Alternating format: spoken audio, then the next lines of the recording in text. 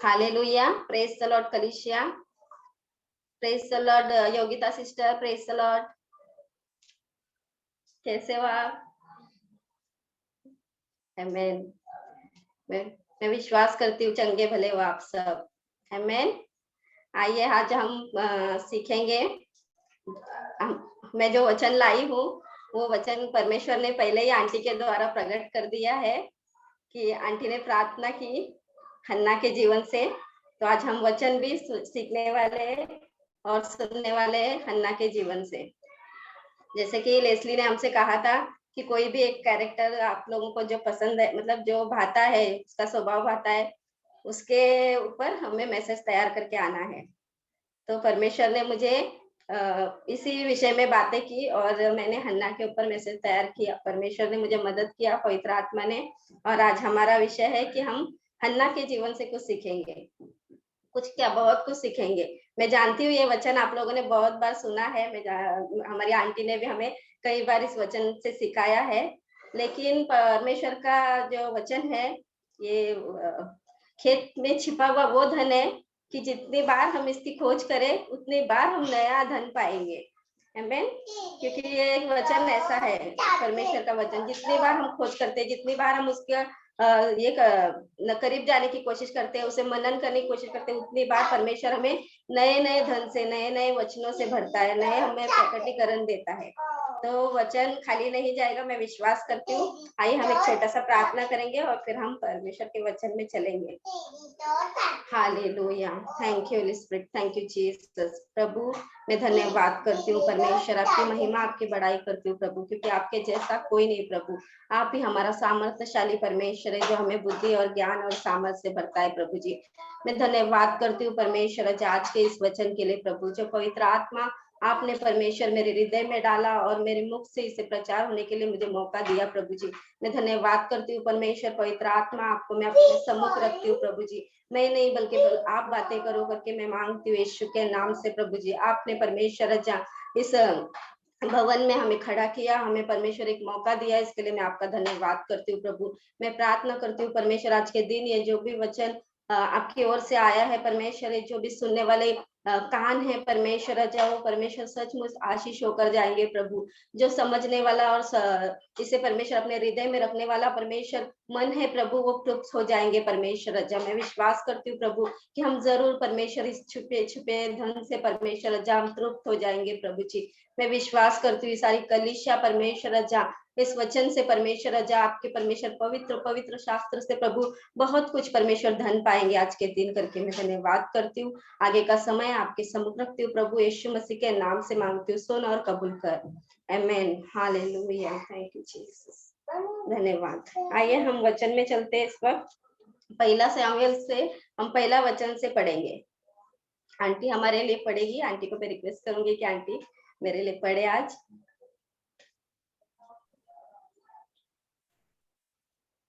पहला शमूएल चैप्टर 1 और 1 से मैं पढ़ूंगी। 1 से,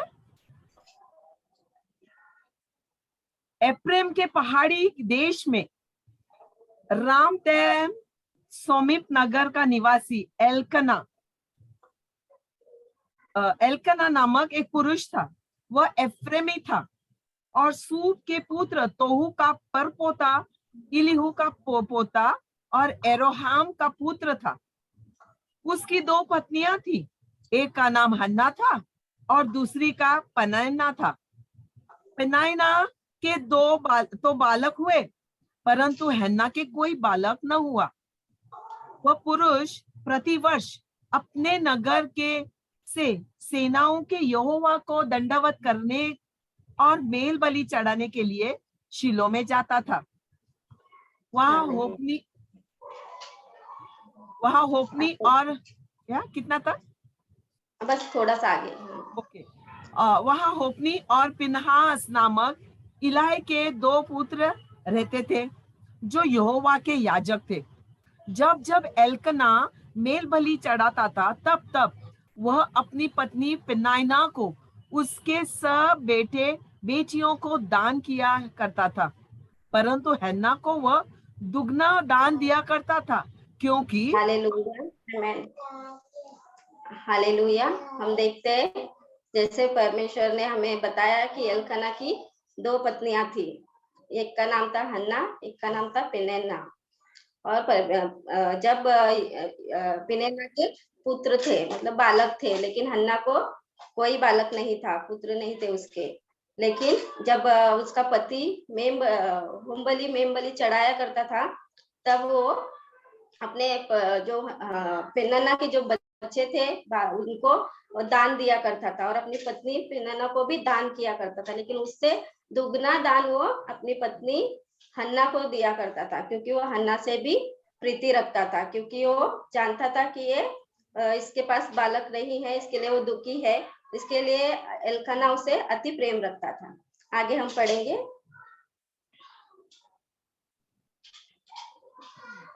परंतु वचन 6 में कहता है, परंतु 5 में, वचन 5 कहता है, परंतु हन्ना को वह दुगना दान दिया करता था, क्योंकि वह हन्ना से प्रीति रखता था। तो भी यहोवा ने उसकी कोख बंद करके रखी थी। हालेलुया। हम देखते हैं कि यहोवा ने उस समय के लिए हन्ना की कोख को बंद रखा था। इसका अर्थ ये नहीं है कि परमेश्वर दयालु नहीं है, उसके लिए क्या कृपालु नहीं है, लेकिन परमेश्वर का कुछ योजना था हन्ना के जीवन में, जिसके कारण परमेश्वर ने कुछ समय के लिए उसके कोख को बंद रखा था। हम आगे देखेंगे परमेश्वर का क्या योजना उसके लाइफ में था। परंतु उसकी सौत इस कारण से कि यहोवा की उसकी कोख बंद रखी थी, उसे अत्यंत चिढ़ाया कुड़ाया करती थी। वह तो प्रतिवर्ष ऐसा ही करता था, और जब हन्ना यहोवा के भवन को जाती, तब पनिन्ना उसको चिढ़ाती थी, इसलिए वह रोती और खाना नहीं खाती थी। एल्कना ने उससे कहा, हे हन्ना, तू क्यों रोती है और खाना क्यों नहीं खाती, और तेरा मन क्यों उदास है? क्या तेरे लिए मैं 10 बेटों से भी अच्छा नहीं हूँ? हालेलुया।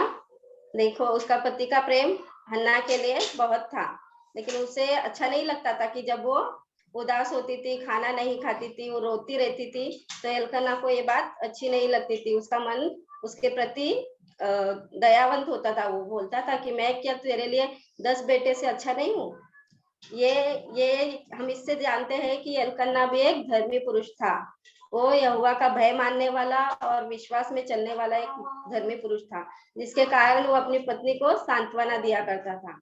हमें भी चाहिए कि जो कोई भी स्त्री अगर माँ नहीं बनती है, अगर उस स्त्री को अगर बच्चा नहीं है, तो उसके पति का कर्तव्य है उसके प्रति कि वो उसे प्रेम करे, उसे सांत्वना दे और उसे समझाइए, बल्कि ये नहीं कि वो उसे चिढ़ाए, या जैसे उसकी सौत उसके साथ किया करती थी वैसे उसके साथ ना किया जाए, क्योंकि परमेश्वर का वचन कहता है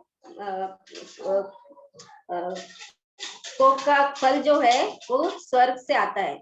ये किसी के हाथ में नहीं है। कोई उसको गर्भवती नहीं कर सकता है बिना परमेश्वर के।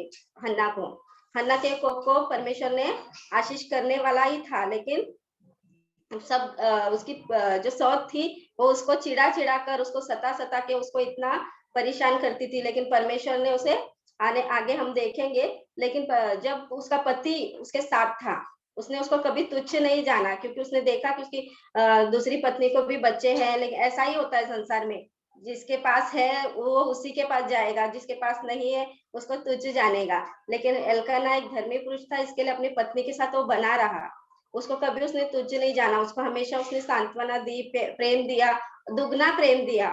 अपनी जो दूसरी पत्नी थी पनिन्ना, उससे दुगना प्रेम उसने हन्ना को किया, क्योंकि परमेश्वर की योजना थी हन्ना के जीवन में। वो सहने की सामर्थ परमेश्वर ने उसे दिया था। जो लोग उसको सताव दे रहे थे, जो उसे चिढ़ा रहे थे, जो उसको बांझ कह रहे थे, ये सारा चीज वो सहने के लिए परमेश्वर ने उसे एक मन दिया था, एक धीरज दिया था कि वो स्त्री थी जो सह सकती थी। हम आगे भी पढ़ेंगे और देखेंगे कि परमेश्वर का वचन क्या कहता है। तब शीलो में खाने और पीने के बाद हन्ना उठी और यहोवा के मंदिर के चौखट के एक बाजू के पास इलाई याजक कुर्सी पर बैठा हुआ था। वह मन में व्याकुल होकर यहोवा से प्रार्थना करने और बिलक बिलक कर रोने लगी। और उस आमीन। हम देखते हैं कि हन्ना जब मंदिर में गई तो किस प्रकार प्रार्थना करने लगी और वो किसी से नहीं बोली।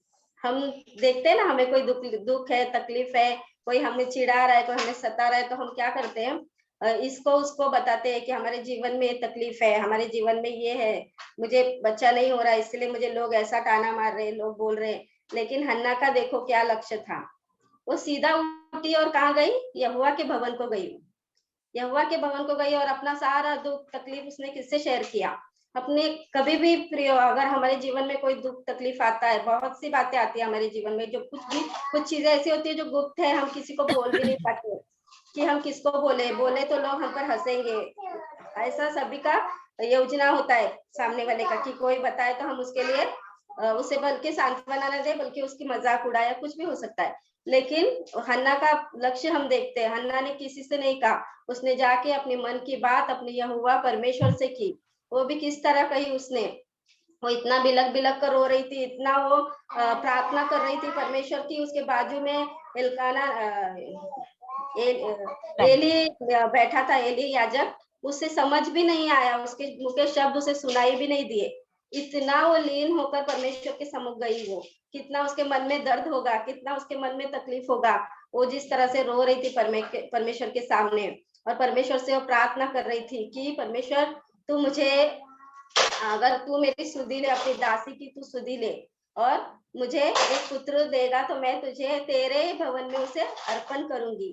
ये उसका प्रेम था परमेश्वर के प्रति, और उसका विश्वास था कि कोई मुझे कुछ नहीं दे सकता है, मैं कहीं भी जाके मांगू तो मुझे नहीं मिल सकता है, लेकिन एक ही एक दरवाजा, एक ही एक भवन है, एक ही एक हमारा परमेश्वर है, जिसके पास जाकर अगर हम कुछ भी हमारे समस्या है, कुछ भी प्रॉब्लम है, हम किसी से नहीं शेयर करना चाहिए। मेरी राय है ये आपसे कि किसी से मत शेयर करना। लोग तो हंसने वाले और परमेश्वर मजाक उड़ाने वाले, लेकिन परमेश्वर है जो हर हाल में, हर स्थिति में हमारे लिए मार्ग खोलने वाला है। हर बंद मार्ग को हमारे लिए वो खोल देगा, हमारे लिए एक नया रास्ता निकालेगा जिस पर हम चलकर परमेश्वर के और भी करीब जा सके, और हमारे समस्या का निवारण करने वाला भी वही है। इसके लिए कभी भी कोई भी, मैं चाहती हूँ कि कोई भी किसी से जाके अपना प्रॉब्लम मत शेयर करो, अपने गुप्त में अपने परमेश्वर के सम्मुख जाओ, उसके चरणों पर बैठकर अपना सारा बातें जो कहना चाहते हो, एक फ्रेंड से जैसे कहते हैं हम लोग, वैसा कह सकते हैं, क्योंकि वो हमारे अंदर रहता है, वो हमारे सम्मुख रहता है, हमारी सुनने के लिए हमेशा तत्पर रहते हैं, उसके कान हमारी ओर लगे रहते हैं कि मेरे बेटा और बेटी मुझसे क्या बातें करना चाहते हैं, वो कहाँ दुखी है, उनको क्या तकलीफ है, सारी बातों का परमेश्वर हमारे ऊपर ध्यान रखता है, उसकी निगरानी होती है हमारे ऊपर। जैसे वो हन्ना के साथ था, हन्ना की सारी बातें वो सुन रहा था, समझ रहा था। आगे हम देखते हैं वचन में,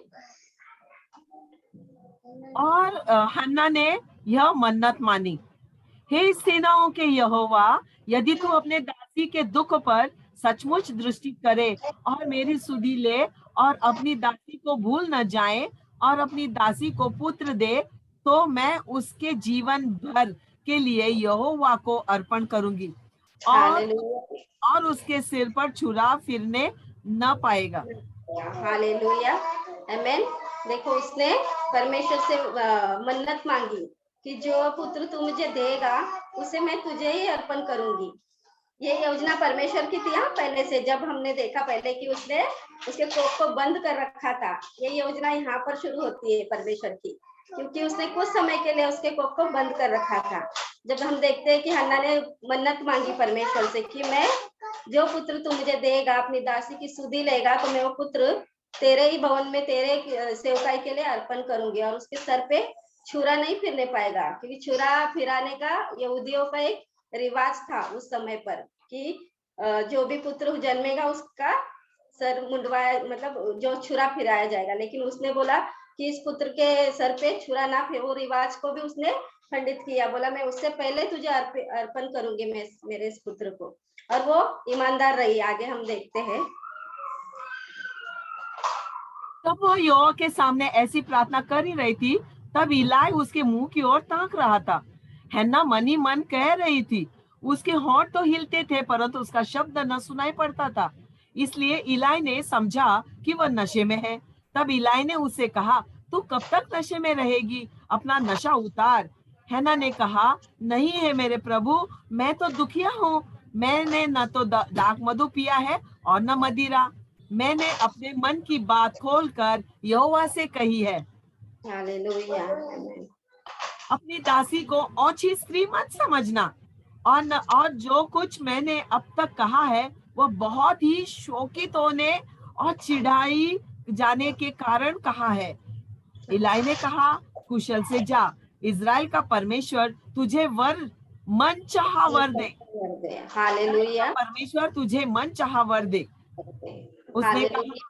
हाँ सॉरी, हम देखते हैं कि या एली याजक ने उससे कहा, क्या कहा, बोला कि तू नशे में है, तेरा नशा उतार। लेकिन हन्ना ने उससे क्या कहा, मैं नशे में नहीं हूँ, मैं एक दुखियारी हूँ, जो मेरा मन दुखा है, जो वो जिस तकलीफ से वो गुजर रही थी, वो सताई गई थी, वो चिढ़ाई गई थी, इसके कारण वो इतना दुखी थी कि वो अपना दुख परमेश्वर के सामने अर्पण कर रही थी। तो एलाई को लग रहा था कि वो नशे में, उसको होश नहीं था। सोचो वो किस तरीके से प्रार्थना कर रही होगी उस समय, देखो कि उसको होश नहीं था कि वो क्या बोल रही है, मतलब कैसे प्रार्थना कर रही है। कि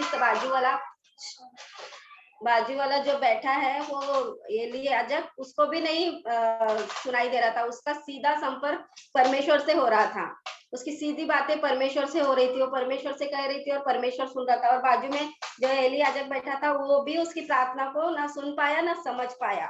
ऐसा प्रार्थना उसका था और ऐसा परमेश्वर से उसका जो एकता बोलते हैं ना, परमेश्वर से संगति, उसकी संगति कितनी करीबी थी परमेश्वर से, कि परमेश्वर के सामने इस तरह से बैठी थी कि वो जैसे कि वो दुनिया भूल गई है, उसका परिस्थिति क्या है वही बात वो परमेश्वर के सामने अपना बता रही थी, रो रही थी, अपना जैसे मन को हल्का कर रही थी। लेकिन एली याजक ने उसे बोला, जा तू दुखी ना हो, लेकिन तुझे मन चाहा वर मिले, इज़राइल का परमेश्वर तेरे जीवन में ये कार्य करेगा।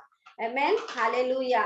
जब हम प्रार्थना करते हैं प्रियो, तभी हमारी प्रार्थना ऐसी होनी चाहिए। हमें हमें पता नहीं चलना चाहिए कि हम सोचकर प्रार्थना कर रहे हैं, हम देखकर प्रार्थना कर रहे हैं किसी को कि हमारा क्या है। लेकिन हमारा जो समस्या है, हमारी जो बातें हैं, वो डायरेक्टली हमारा कनेक्ट परमेश्वर से होना चाहिए। हमारी बातें हम नहीं देखना चाहिए कि ये सुन रहा है कि वो सुन रहा है, हमको नहीं पता है कौन सुन रहा है। हम जानते हैं हमारा परमेश्वर सुन रहा है, हम जानते हैं हमारा परमेश्वर सुनेगा और उसका उत्तर भी देगा। ऐसी प्रार्थना जैसे हन्ना ने की, मुझे उसकी प्रार्थना पर मुझे बहुत अच्छा लगता है कि वो जिस तरह से प्रार्थना की और उसने जिस तरह से परमेश्वर से मांगा, बल्कि वो संसार में नहीं गई, किसी के पास नहीं गई, उसकी आशा सिर्फ परमेश्वर से थी। इसलिए प्रिय, हमारी जो कुछ भी बातें होंगी, हमारी जो कुछ भी समस्या या प्रॉब्लम है, हमारी आशा सिर्फ परमेश्वर से, क्योंकि वही आशा को पूरा करने वाला है और कोई हमारे जीवन में कुछ भी पूरा करने वाला कोई नहीं है। हम आगे देखेंगे कि परमेश्वर ने उसे किस तरह से आशीष किया। उसने कहा, तेरी दासी तेरी दृष्टि में अनुग्रह पाए। तब वह स्त्री चली गई और खाना खाया और उसका मुंह फिर उदास नहीं रहा। वे देखते सवेरे, उसका विश्वास बन गया परमेश्वर से, उसने मांगा और परमेश्वर उसे देगा, इसलिए उसने कभी भी उसका मुंह उदास नहीं किया। क्योंकि हमारी प्रार्थना ऐसी होनी चाहिए, हम मांगते हैं, बाद में हमारे मन में संदेह नहीं आना चाहिए कि ये होगा या ना होगा, मेरे जीवन में पूरा होगा या नहीं होगा। हमने बोला है, हमारा पिता ने सुना है और वो हमें देगा, ये हमारा विश्वास होना चाहिए। वो लेकिन हम समय और वक्त हम नहीं बता सकते, क्योंकि वो ठहराया हुआ होता है, वो परमेश्वर का ही होता है। वो जब चाहेगा तभी हमें मिलेगा वो। लेकिन हम मनुष्य क्या करते हैं, हमारी घाई गड़बड़ बहुत ज्यादा होती है। कभी भी हम चाहते हैं कि हमने अभी प्रार्थना की है तो हमें अभी चाहिए, लेकिन वो समय हमारे लिए सही है या नहीं है वो हमारा पिता जानता है। कभी कभी बच्चे बोलते हैं कि ये आइसक्रीम ठंडी है तो भी मुझे आइसक्रीम खाना है, नहीं खाना है। लेकिन पिता और माता ही जानते हैं कि आइसक्रीम मैं इसको इस समय दूंगा तो इसको सर्दी हो जाएगा, जुकाम हो जाएगा। ये बातें हम जानते हैं, लेकिन बच्चे क्या करते हैं, नहीं देखा है तो मुझे चाहिए। ऐसा हम लोग भी हो जाते हैं कभी कभी कि हमने अभी प्रार्थना की है तो भी होना चाहिए प्रभु, अभी का अभी हमें इसका उत्तर मिलना चाहिए। लेकिन पिता जानता है कि वो समय आपके लिए सही है या नहीं है, वो देगा, वो जरूर देगा, 100% देगा, ये गारंटी है हमारा कि वो देगा हमें। लेकिन हमें वो समय हमें परमेश्वर के सामने वक्त लाके नहीं खड़ा करना है कि ये कर, तेरी इच्छा पूरी कर, तेरी इच्छा जब है परमेश्वर तभी तू मुझे ये देगा, मैं जानती हूँ, लेकिन देगा जरूर तू मुझे। लेकिन हमारे लिए सही समय होगा वो देने का, हमने जो कभी भी हम सोचते हैं ना, जो कुछ भी हम लोग के हिसाब से, हमारे हिसाब से कि होना चाहिए, ये होना चाहिए, वो शायद सही नहीं होता है कभी कभी, क्योंकि हम मनुष्य है ना, हमारी सोच विचार सांसारिक होती है, हमारे ये योजनाएं सांसारिक होती है। आंखों देखी चमत्कार चाहिए हमें, आंखों देखिए, आंखों को जो सही लगता है, जो भाता है, वही चीजें हमें चाहिए होती है। लेकिन परमेश्वर वैसा नहीं है। परमेश्वर सृष्टि रचाने वाला है, उसने कितना सोचा होगा तब जाके सृष्टि को रचाया है। तो क्या हमारे और आपके बारे में नहीं जानता है कि हमें सही वस्तु, सही चीजें कब देना है? वो सब कुछ जानता है। वो सही समय पे हमें हर एक चीज देगा, लेकिन हमारा विश्वास डगमगाना नहीं चाहिए। हमारा विश्वास हन्ना की तरह, जैसे हन्ना ने फिर से उसके मुंह पे उदासी नहीं छाई। सोचो उसने कितना विश्वास होगा कि हाँ मैंने मांगा है, बस मेरा पिता देने वाला है, इसलिए उसने कभी मुंह पे उदासी नहीं लाई। उसका विश्वास की तरह हम हन्ना की तरह बनना चाहिए। हमारा विश्वास जब हम प्रभु में है तो हमारा विश्वास ऐसा होना चाहिए, हमने मांगा है, हमारा पिता देगा, क्योंकि वो हर समय, हर घड़ी, हर समय हमारे साथ रहता है। वो जानता है हमें किस वक्त किस चीजों की जरूरत है। जैसा हन्ना के लिए उसने योजना बनाई थी, हन्ना को भी उसने दिया। हम आगे देखेंगे वचन में। वे सवेरे उठ यहोवा को दंडवत करके रामा में अपने घर लौट आए, और एल्कना अपनी स्त्री हैना के पास गया, और यहोवा ने उसकी सुधि ली। तब हैना गर्भवती हुई, और समय पर उसके एक पुत्र हुआ, और उसका नाम शमूएल रखा, क्योंकि वह कहने लगी, मैंने यहोवा से मांग कर इसे पाया है। फिर एल्कना अपने पूरे घराने समेत यहोवा के सामने प्रति वर्ष के मेल बलि चढ़ाने और अपनी मन्नत पूरी करने के लिए गया। परंतु हैना अपने पति से यह कहकर घर में रह गई, जब बालक का दूध छूट जाएगा तब मैं उसको ले जाऊंगी, कि वह यहोवा को मुंह दिखाए और वह सदा बने रहे। उसके पति एल्कना ने उसे कहा, जो तुझे भला लगे वही कर, जब तक तू उसका दूध न छुड़ाए तब तक यही ठहरी रहे। केवल इतना हो कि यहोवा अपना वचन पूरा करे। इसलिए वह स्त्री वहीं घर पर रह गई और अपने पुत्र के दूध छूटने के समय तक उसको पिलाती रही। जब उसने उसका दूध छुड़ाया तब वह उसको संग ले गई और 3 बछड़े, 1 एपा भर आटा, 1 कुपी भर दाख मधु ले गई, और उस लड़के को शीलो में यहोवा के भवन में पहुंचा दिया। उस समय वह लड़का ही था, और उन्होंने बछड़ा बलि करके बालक को इलाई के पास पहुंचा दिया। तब हैना ने कहा, हे मेरे प्रभु, तेरे जीवन की शपथ, हे मेरे प्रभु, मैं वही स्त्री हूँ जो तेरे पास यही खड़ी होकर यहोवा से प्रार्थना करती थी। यह वही बालक है इसके लिए मैंने प्रार्थना की थी, और यहोवा ने मुझे मुंह मांगा वरदान दे दिया। हालेलुया। इसलिए मैं भी उसे यहोवा को अर्पण कर देती हूँ, कि यह अपने जीवन भर यहोवा का ही बना रहे। हालेलुया, आमेन। देखते हैं हम हन्ना की परमेश्वर के प्रति उसकी ईमानदारी को हम देखते हैं कि कोई माँ अगर अपने बच्चों को अगर जन्म होने के बाद दूध जैसे वो पीना छोड़ दे, जब तक भी वो छोटा ही होता है हमारे लिए तो कितना बच्चा बड़ा हो जाता है तभी भी वो छोटा ही रहता है कि हमारे लिए छोटा है। लेकिन वो एक माँ ने जब परमेश्वर से उसने मांगा था, जब उसने मन्नत मांगी थी, तो परमेश्वर से उसने कहा था कि जैसे ही मेरा बच्चा दूध छोड़ेगा वैसे ही मैं तेरे भवन में उसे अर्पण करूंगी। लेकिन उसकी ईमानदारी को हम देखते हैं। क्या हम ऐसे बनते हैं? हम मांगते हैं, सिर्फ मांगते हैं, हमें ये दे, हमें वो दे, परमेश्वर हमें ये दे। जैसा ही हमें मिलता है तो हम अर्पण तो छोड़ो, हम धन्यवाद करना भी भूल जाते हैं। लेकिन हमारा जीवन हमेशा धन्यवाद से बना रहना चाहिए। उठता बैठता या हमें कुछ देता है प्रभु, हर एक चीजों के लिए आभारी बने रहो परमेश्वर के, और हमेशा उसके लिए धन्यवाद का भेंट देते रहो। हन्ना ने देखो, जैसे उसने अपना पुत्र अर्पण कर दिया, जैसा उसने बोला था कि मैं दूध पीता छोड़, जैसे ही वो दूध छोड़ेगा वैसे ही मैं अर्पण करूंगी। यह योजना परमेश्वर का था हन्ना के जीवन में। जब हमने पढ़ा शुरुआत में कि परमेश्वर ने हन्ना की कोख को बंद कर रखा था कुछ समय के लिए, तब परमेश्वर का हम देखते हैं कि कितना कठोर हो गया परमेश्वर। हन्ना इतना गिड़गिड़ा रही थी, इतना रो रही थी, उसको इतना सताया जा रहा था, लेकिन उसका गर्भ को परमेश्वर ने नहीं खोल रहा है। हम ऐसा सोचते हैं, लोग ऐसे सोचते हैं, लेकिन परमेश्वर की योजना क्या थी? उसके कोख में पलने वाले जो बालक था उसके लिए भी परमेश्वर की योजना थी। शामुएल के लिए परमेश्वर की योजना थी कि परमेश्वर जानता था कि मैं ऐसा ही हन्ना को बच्चा दे दूंगा, ऐसा ही मैं उसको बालक या शामुएल उसके कोख में रखता हूँ तो वो मुझे अर्पण नहीं करेगी। कोई माँ अपने बच्चे को नहीं देता है, नहीं देगी, वो ऐसे ही मुझे लाकर अपना बच्चा नहीं देगी। इसके कारण परमेश्वर ने उसके जीवन में सताव लाया था।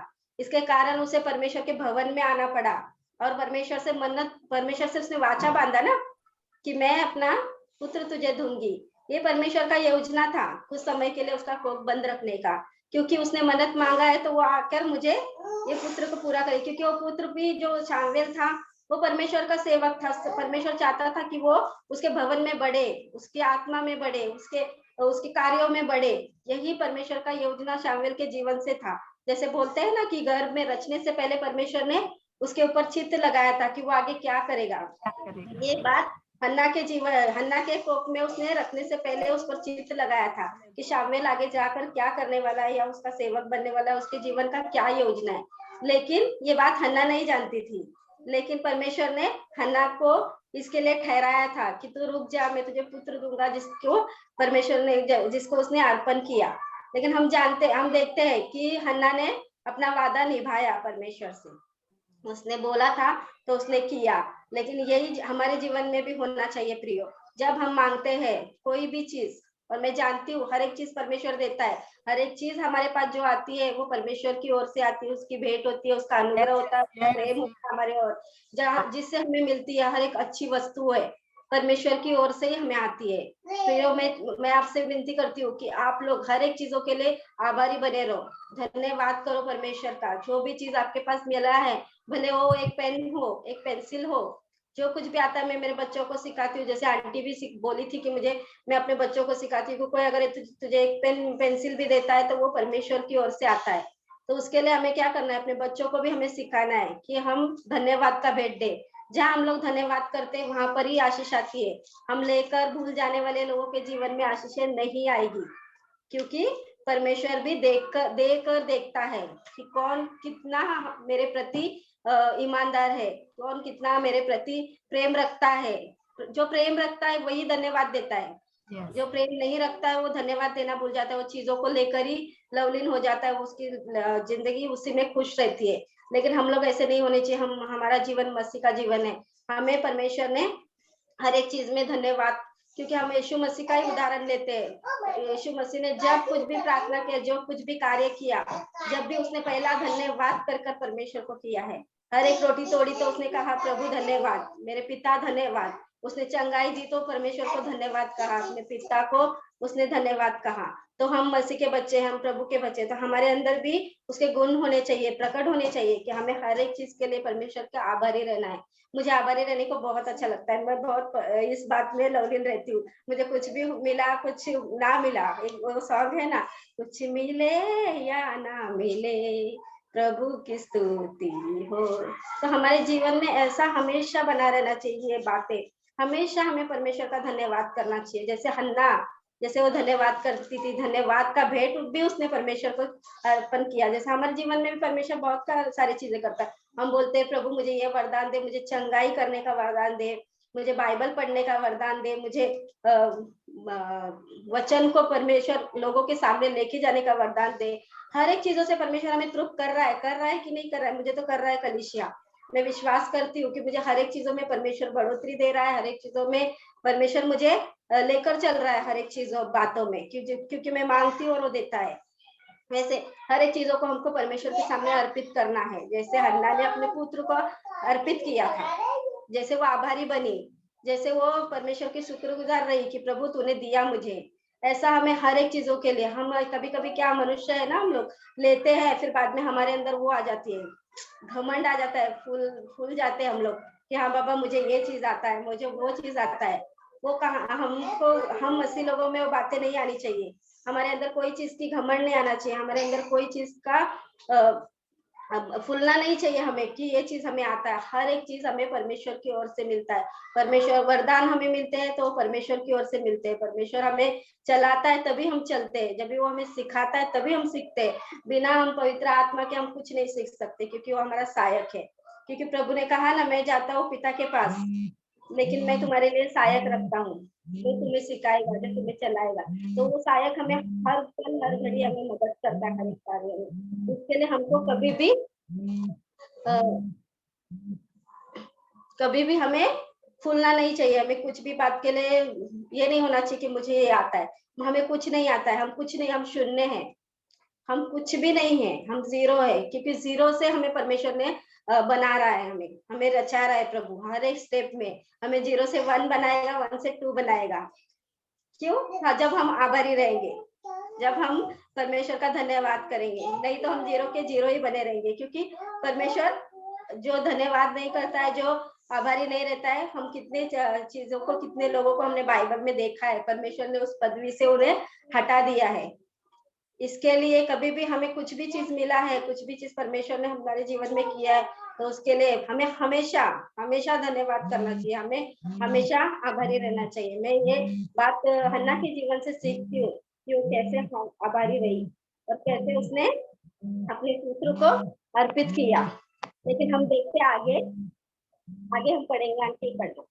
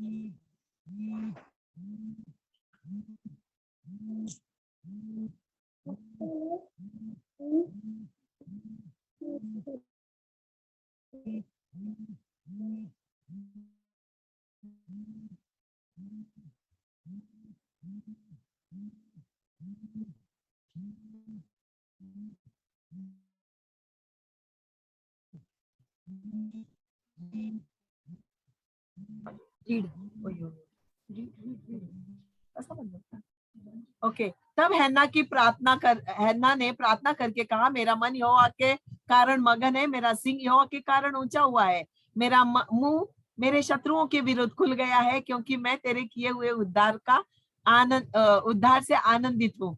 यहोवा के तुल्य कोई और पवित्र नहीं, क्योंकि कोई तुझको छोड़ और कोई है ही नहीं, और हमारे परमेश्वर ने के समान कोई चट्टान नहीं। फूल कर अहंकार की बातें मत करो, और अंधेर की बातें तुम्हारे मुंह से न निकले, क्योंकि यहोवा ज्ञानी ईश्वर है और कामों को तौलने वाला है। शूरवीरों के धनुष टूट गए और ठोकर खाने वालों की कटी में बल का पेटा कस गया है। Okay, she must be okay. जो पेट भरते थे उन्हें रोटी के लिए मजदूरी करनी पड़ती, जो भूखे थे वे फिर ऐसे न रहे, वरन जो बांझ थी उसके साथ हुए और उनके बालकों की माता घुलती जाती थी। यहोवा मारता भी है और जिलाता भी है, वही अधोलोक में उतारता है और वही निकालता भी है। यहोवा निर्धन करता है और धनी भी बनाता है, वही नीचा करता है और वही ऊंचा भी करता है।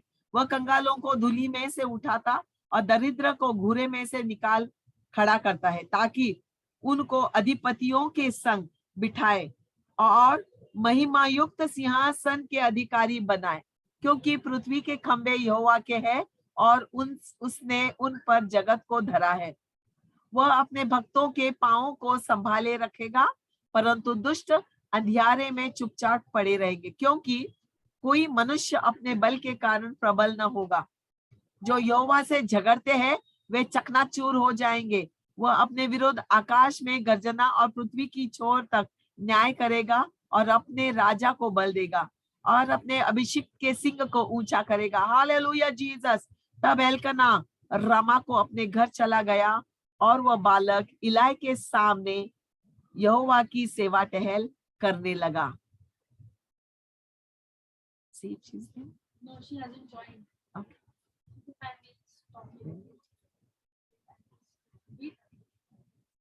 इश्यू हो गया था फोन का।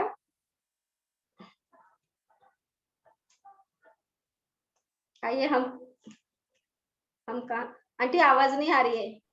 हाँ, मैंने हन्ना की प्रार्थना को पढ़ा, वचन चैप्टर 2 में 1 से 11 मैंने पढ़ा। हाँ आगे पढ़िए आंटी। ओके, आगे पढ़ू। इलाई के पुत्र के बारे में पढ़ू। कहाँ पढ़ा? फिर से पढ़िए आप वो। ओके, हन्ना की प्रार्थना। हाँ ओके। तब हन्ना ने प्रार्थना करके कहा, मेरा मन यहोवा के कारण मगन है, मेरा सिंह यहोवा के कारण ऊंचा हुआ है, मेरा मुंह मेरे शत्रुओं के विरुद्ध खुल गया। क्यों? क्योंकि मैं तेरे किए हुए उद्धार से आनंदित हूँ। यहोवा के तुल्य कोई पवित्र नहीं, क्योंकि तुझको छोड़ और कोई है ही नहीं, और हमारे परमेश्वर के समान कोई चट्टान नहीं। खुलकर अहंकार की बातें मत करो और अंधेर की बातें तुम्हारे मुंह से न निकले, क्योंकि यहोवा ज्ञानी ईश्वर है और कामों को तौलने वाला है। शूरवीरों के धनुष टूट गए और ठोकर खाने वालों की कटी में बल का फेंटा कस गया। जो पेट भरते थे उन्हें रोटी के लिए मजदूरी करनी पड़ी, जो भूखे थे वे फिर ऐसे न रहे, वरन जो बांझ थी उसके साथ हुए और उनके बालकों की माता घुलती जाती है। यहोवा मारता है। Hallelujah, praise the lord. Kalishia aunty रुक गई। पढ़ू।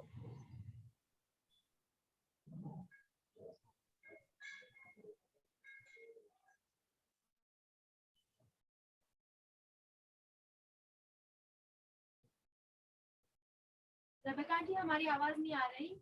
हालेलुया। हम फिर एक बार देखते कि हन्ना की प्रार्थना फिर एक बार किस तरह से थी। उसने फिर से दंडवत किया, फिर से उसने परमेश्वर से कहा कि तूने मेरे शत्रुओं का मुंह बंद कर दिया, तूने मुझे मनचाहा वर दिया, तूने मुझे वरदान दिए। परमेश्वर से वो फिर से एक बार आभारी रही। वैसे ही परमेश्वर हमेशा हमारे शत्रुओं के सामने हमारे लिए मेज बिछा कर रखता है। वो हमें कभी लज्जित या गिरने नहीं देगा। इस बात का विश्वास हमारे अंदर एक गांठ बांध लेना चाहिए, क्योंकि हमारा परमेश्वर कैसा है, वो कभी भी हमें लज्जित नहीं होने देगा, वो कभी हमें गिरने नहीं देगा, शत्रुओं के सामने हमें फेंक नहीं देगा कि शत्रु उसके साथ हमारे साथ कुछ भी करे। वो हमेशा हमारे लिए एक ढाल बनकर और एक रक्षा करने वाला हमारा पिता बनकर हमारे साथ हमेशा खड़ा होता है। इसके लिए हमें हन्ना की तरह हमारा जीवन होना चाहिए। हमेशा हम परमेश्वर के समीप रहना चाहिए। हमारी प्रार्थनाएं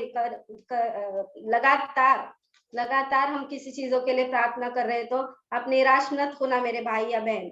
वो परमेश्वर आपकी हर एक प्रार्थना को सुन रहा है। हम हमारे कलीसिया में कितनी सारी गवाहियां देख रहे हैं हन्ना की तरह। हम देख रहे हैं कि चुड़गुप्पा से गवाहियां आ रही है। आधी उम्र होने के बाद भी परमेश्वर उसे जैसे सहारा को आशीष किया था, वैसे जो आंटी है उनको परमेश्वर ने आशीष किया। हम रेणुका सिस्टर को देखते हैं, परमेश्वर ने उन्हें दुगना आशीष दिया। उनके बंद कोख को परमेश्वर ने खोल दिया। लेकिन परमेश्वर की योजना अनुसार प्रार्थनाएं तो हम करते हैं। वो सिस्टर भी प्रार्थना कर रही थी, लेकिन परमेश्वर उन्हें डबल देना चाहता था। एक वक्त था उनका कि वो रुके रहे उनके लिए कि परमेश्वर दे रहा है। परमेश्वर सिंगल नहीं देना चाहता था, उन्हें डबल देना चाहता था। इसीलिए परमेश्वर समय भी उस तरह से उनसे ले रहा था। लेकिन इस तरह अब हमारा परमेश्वर कार्य करता है। हम हमारे आंखों के सामने हम कितनी सारी गवाहियां देखते हैं हमारे जीवन में, कि प्रभु ने हमारे जीवन में ये कार्य किया, हमारे जीवन में वो कार्य किया। हर एक बांझ स्त्री बांझ नहीं रह गई, किसका घर नहीं था वो बेघर नहीं रह गया, जिन्हें नौकरी नहीं थी वो बिना नौकरी के नहीं रह गए हैं, क्योंकि परमेश्वर उनकी स्तुति लेता है। परमेश्वर हर एक जन की स्तुति लेता है, क्योंकि हम सब कौन है, उसके हाथों की रचना है। क्योंकि जब हमारे हमारे पेट से निकले हुए हमारे बच्चे, हम कैसा उनका स्तुति लेते हैं, हम उनको सुबह से लेकर शाम तक हम उनके ऊपर नजरें बना के रखते हैं। हम देखते हैं यूहन्ना की किताब में, जहाँ पर मच्छी के पेट में 3 दिन यूहन्ना रह गया, उसके बाद वो उस देश को गया जहाँ पर परमेश्वर उसे भेजना चाहता था। वहां पर प्रार्थना उनको उनसे कहा गया था कि इन लोगों को बता कि इस इतने दिनों में ये सब होने वाला है, इन्हें मन फेरने के लिए तू उनका मन फेरने के लिए तू बता, उनको प्रार्थना में लगा। उसके बाद यूहन्ना ने देखते हम एक झाड़ की झोपड़ी बनाकर, वो धूप ना लगे इसलिए वो बैठ गया था। लेकिन एक परमेश्वर ने उस झोपड़ी के लिए एक कीड़ा भेजा था।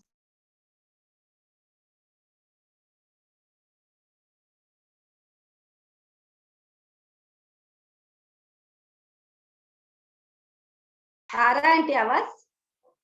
हाँ, तो परमेश्वर ने उसके लिए क्या किया कि एक पेड़ दिया उसको छाया देने के लिए। लेकिन प्रभु ने उसके बाद उससे वो एक कीड़ा भेजा कि वो रात भर में वो कीड़े ने उसको क्या किया, खा लिया, खत्म कर दिया। तो वो यूहन्ना को जो था उसको गुस्सा आया, क्रोध आया कि मेरे सर पर ये जो छाया थी वो भी नहीं रहने दी। तो तभी परमेश्वर ने उससे कहा कि तू तो एक रात में उगा और वो गया, मतलब उसके लिए तू इतना दुखी हो रहा है, इतना तेरा मन ये व्याकुल है तू उसके लिए। हाथों की रचना है, इतनी सारी लोग जिन्हें मैंने बनाया कि मैं उसके ऊपर तरस नहीं खाऊं। परमेश्वर का ये योजना था उनके लिए कि परमेश्वर चाहता था कि वो मन फेरे, वहां के लोग, वो लोग अपना पश्चाताप करें। परमेश्वर हमेशा हम पर तरस खाता रहता है, भले हम गलती करें, हमारे जीवन में कुछ भी कभी कभी हम गड़बड़ा जाते हैं, हर एक लोग हम में से फिसल जाते हैं, गिर जाते हैं, लेकिन परमेश्वर बोलता है कि वो हमें अपने हाथों से बनाए, वो हमेशा हम पर तरस खाता है। इतना है कि हमें उसके साथ जुड़े रहना है, अपनी गलतियों का पश्चाताप कर रहा है, उससे माफी मांगकर फिर एक बार हमें उसके सम्मुख जाना है। वो हमेशा अपने बाएं हमारे लिए खोले रखता है कि कब मेरा बेटा या मेरी बेटी अपना मन फेर के मेरे पास आ रहे हैं। तो ये हमारे आज का संदेश था मेरा कि परमेश्वर का प्रेम मैं आप तक पहुंचाऊं, और उनके आभारी मैं किस तरह से हूँ, हन्ना किस तरह से है, उस तरह हम सब उसके आभारी रहे। यही परमेश्वर का आज का संदेश था। मैं विश्वास करती हूँ कि जिन्होंने इस संदेश को सुना है वो सब आज के बाद परमेश्वर के आभारी होंगे, छोटी छोटी बातों के लिए घुटने टेक कर परमेश्वर का धन्यवाद करेंगे और हमेशा परमेश्वर के आभारी बने रहेंगे। मैं विश्वास करती हूँ आज का ये संदेश जो प्रभु की ओर से आया था हर एक के मन को तृप्त किया है। मैं धन्यवाद करती हूँ उस धन की तरह जो खेत में छुपा हुआ था, हमने उसे खोजा और परमेश्वर ने हमें और भी कीमती बहुमूल्य धन को दिया। इसके लिए मैं प्रभु का धन्यवाद करती हूँ। आइए एक प्रार्थना करती हूँ, फिर हम इस वचन को यही रुकाएंगे, आगे और भी हम बढ़ेंगे, आने वाले समय में और भी हम वचन को लेकर आएंगे यीशु के नाम से। Hallelujah, thank you holy spirit, thank you Jesus. प्रभु मैं धन्यवाद करती हूँ परमेश्वर, आपकी महिमा करती हूँ राजा। सचमुच परमेश्वर राजा आप महान सर्वशक्तिमान है प्रभु जी, जो आप हमें सिखाते हो, आप हमें चलाते हो परमेश्वर, हमारे जीवन का हर एक चीज, हर एक बात परमेश्वर, हमारी हर एक सांस आपको धन्यवाद कहती है प्रभु, क्योंकि आप ही योग्य परमेश्वर है प्रभु। आपकी परमेश्वर दया दुष्टि करुणा हम पर बनी रहती है परमेश्वर राजा सदा सर्वदा प्रभु। जैसे आपने हन्ना की स्तुति ली प्रभु जी, ऐसे ही परमेश्वर राजा आप हम सब की प्रतिदिन स्तुति लेते हो परमेश्वर राजा। हमारे जीवन में अद्भुत अद्भुत कार्य करते हैं प्रभु, लेकिन कभी कभी हम चूक जाते हैं प्रभु जी, कभी कभी हम परमेश्वर आपको धन्यवाद देना भूल जाते हैं प्रभु। लेकिन मैं प्रार्थना करती हूँ, विश्वास करती हूँ प्रभु, प्रतिदिन प्रति क्षण हम परमेश्वर आपको उठता बैठता आपका धन्यवाद करें प्रभु। हम हन्ना के जीवन से सीख ले परमेश्वर राजा, किस तरह वो आपसे आभारी रही परमेश्वर राजा। आपको परमेश्वर अपने परमेश्वर कोख से जन्मा हुआ पुत्र परमेश्वर उसने अर्पित किया प्रभु जी। हम अपना समय अपना सब कुछ परमेश्वर आपको अर्पित करने के लिए हम सभी को आप इस्तेमाल करो पिता जी। मैं प्रार्थना करती हूँ परमेश्वर, हम में से हर एक लोग परमेश्वर हन्ना की तरह परमेश्वर बने प्रभु जी, उसका विश्वास की तरह, उसकी प्रार्थना की तरह हम प्रार्थना करें प्रभु। हम लोगों के पास ना जाए बल्कि आपके पास आए, के सम्मुख आए प्रभु जी, जहाँ पर आप हमारे लिए तत्पर हो, आपका कान हमारी और लगाए बैठे हो प्रभु जी। मैं विश्वास करती हूँ आज के बाद हम सभी प्रभु जी, हमारी कलीसिया प्रभु जी आपके आभारी होंगे, हमारी हर एक प्रार्थना आपके सम्मुख होगी परमेश्वर, जा धन्यवाद के साथ होगी करके मैं विश्वास करती हूँ। आगे का समय इस वचन को आपके हाथों में देती हूँ। मैं विश्वास करती हूँ आने वाले समय में हम इससे भी बढ़कर परमेश्वर आप हमें इस्तेमाल करोगे, आपके परमेश्वर वचनों में और भी बढ़ाएंगे और भी हमें परमेश्वर नए नए वचनों से भरेंगे करके मैं आपका धन्यवाद करती हूँ। सारी आदर में गौरव आपको देती हूँ, सारी प्रार्थना यीशु के नाम से मांगती हूँ, सुन और कबूल कर। आमीन।